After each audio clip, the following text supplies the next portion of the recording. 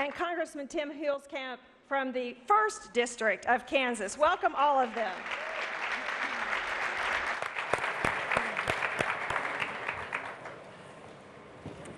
So, you've all been in Congress for a year, and we want to hear about that, but first, we want you to tell us a little bit about yourselves, about your district, and the moment or the issue that made you decide that you wanted to run for the House of Representatives. Well, thank you.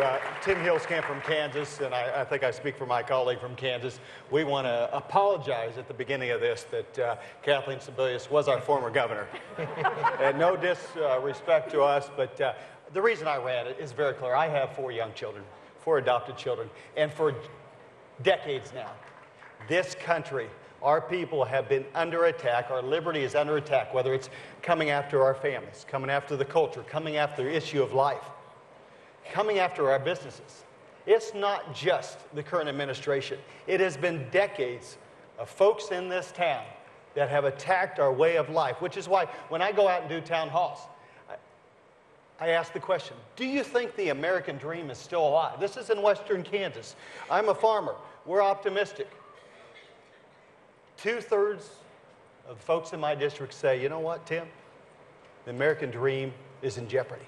This is the first generation in America where people wonder whether the next generation is going to be better off. That's why I ran. That's why we're here today, and I appreciate the time to be here. Thank you. Okay. Okay, so let's get to some of the questions that Americans are wondering about the Tea Party freshman who came to Congress a year ago. You've been in Congress a year. What do you wish you'd known a year ago that you know now?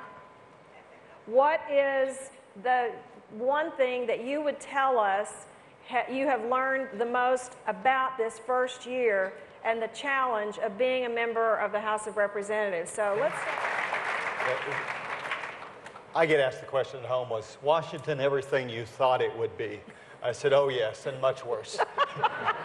You know, and you look around this town, and oftentimes I'll say it's not a partisan issue. It's a establishment issue. There are folks, you know, under this administration, another $5 trillion of debt in about 4 years. Not much more than the last administration over the last 8 years. The problem in this town is folks that don't understand the American dream. It's like you come to Washington, D.C., and you can see it. It doesn't take long where suddenly you're a really smart person. And you hire folks that tell you you're a smart person, and then all of a sudden you start to believe that the American dream starts here. Now, today it's ending here. And just to see the extent of that, it's really concerning to me, which is why elections are so important. That's why we should require folks who are running for office, tell us what your solutions are. Tell us what your vision is, not what the other guy is for or against. That's important as well, because we need to hold folks accountable in both parties. Because when we're writing a $16.4 trillion debt, that's going to be what our children and grandchildren owe.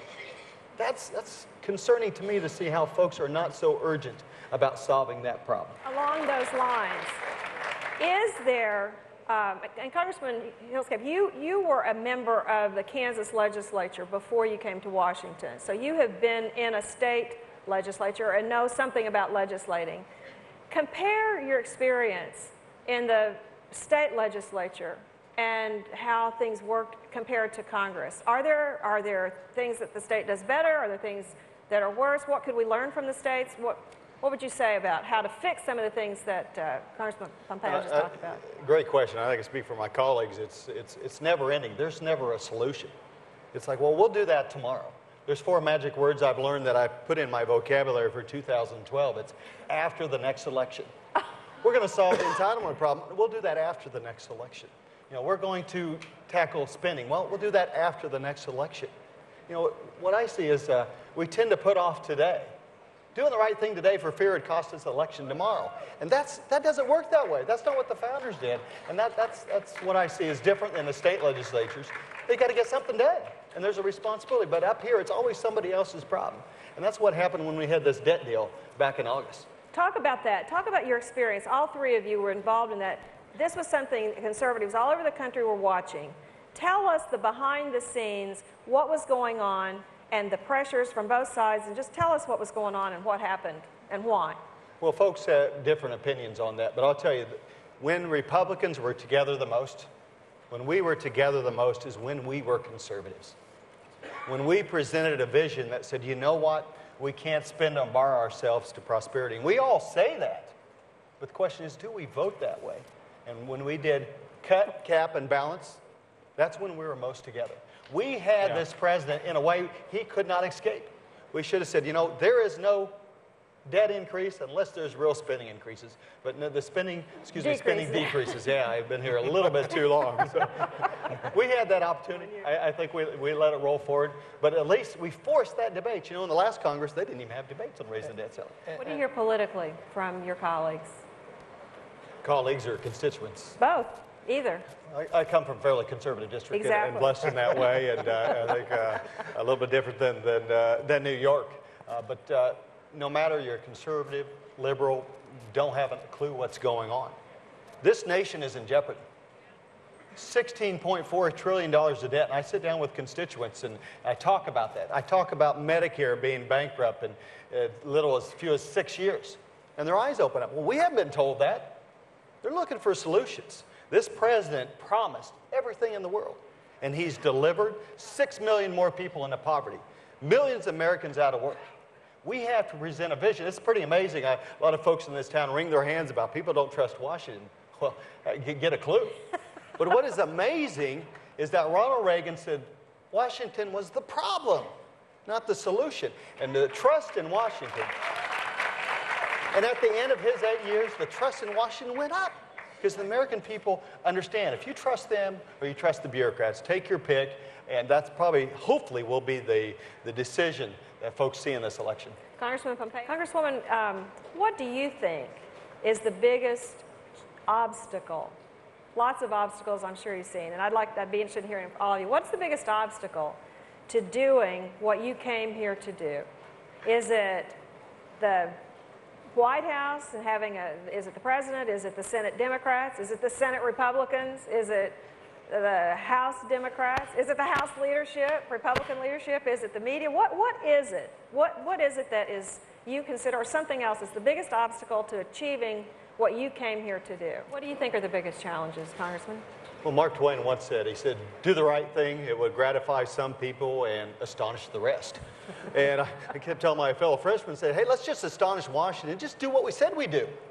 And we did. We voted to repeal Obamacare. You know, we pledged, and we need to do that every month at a minimum. Hear, hear. Can we do that again? Why not do it again? That's an issue where we're winning on. Why don't we talk about it more? Do the right thing. And what I think bothers me the most is folks that go home and say, hey, we're going to do this thing, but then they don't follow through. You know, the Pledge to America, which is what all Republicans were under, said we cut $100 billion. $100 billion. That's a good start out of a $1.4 trillion deficit. The end result of what we finally passed as a budget was we cut about $1 for every American. That's not good enough. It's not good enough to say I tried. You got to keep trying. We got to keep fighting, because this is just not about the election. It's not about the next election. It's about the next generation.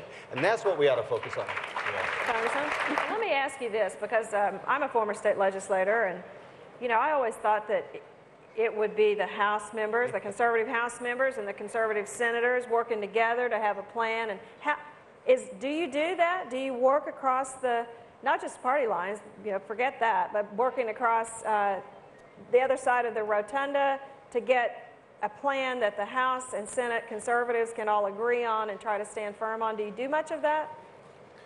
There is some of that, but not nearly enough in my opinion. And you've done that before in the state legislature.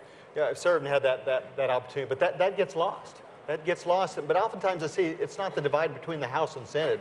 It's the folks that have been here a little bit longer. And this place tends to, that's why we need you engaged, to push folks to say, no, what, you said you were a conservative. Where are your principles? Where are your solutions? What are you doing about it? Like Paul Ryan, I have the opportunity to serve on his budget committee, said last night, this election is not just about beating this president, and that it is. It is about setting up a choice, because we have had 60 years of liberal policies that have broken down our culture, broken down our families, broken down our society. There are some tough choices to be made. People have to be ready for those choices. What about that? Do you get a lot of pressure as freshmen?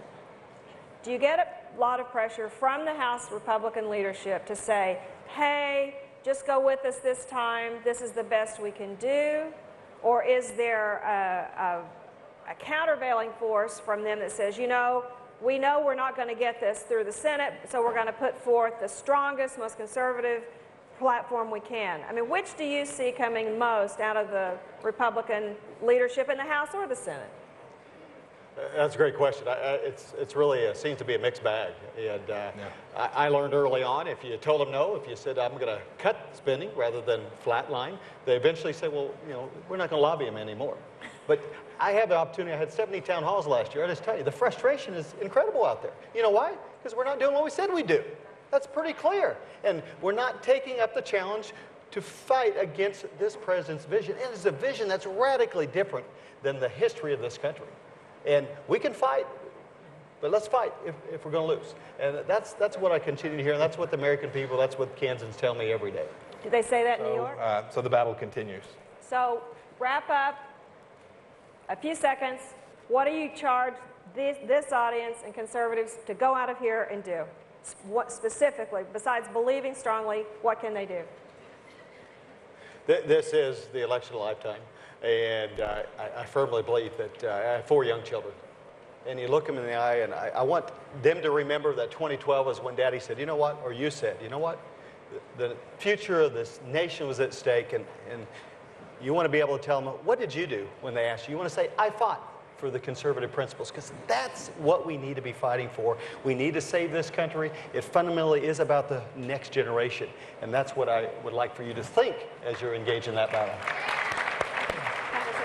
And I would. All right, ladies and gentlemen, let's give a hand to these 3 freshmen. Thank you. Thank you all.